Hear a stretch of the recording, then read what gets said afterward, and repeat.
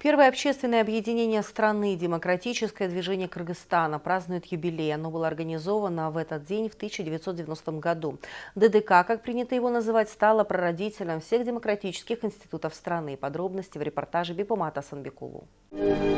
Демократическое движение Кыргызстана появилось на закате эпохи социализма. По мнению основателей движения, в начале 90-х, в момент, когда государство не было в силах исполнять свои обязанности, а в обществе возникали все новые нерешенные проблемы, ДДК стала логическим и неминуемым производным ошибок коммунистической партии.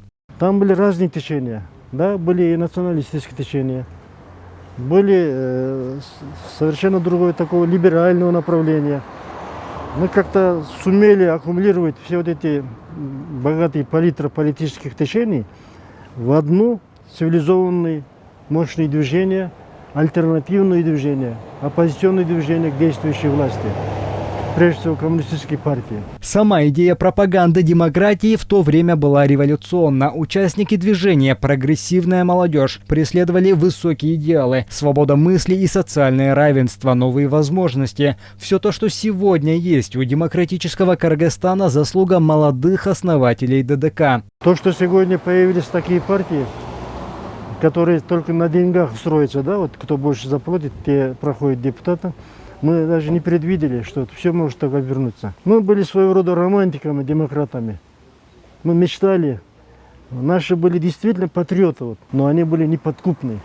Они были преданы сердцем, умом для будущего Кыргызстана. Демократия, равно как и свобода, особенно ценные идеалы для кыргызстанцев. Сегодня страна гордо именует себя островком демократии в регионе. Гражданские институты республики являются существенным противовесом действующей власти, указывают на ее недостатки и упущения, служат в первую очередь во благо народа.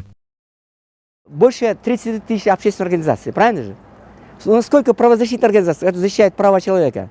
Сколько независимых прессы, сколько у нас бизнесмены, предприниматели, правильно? В истоках всех начинаний стоял ДДК.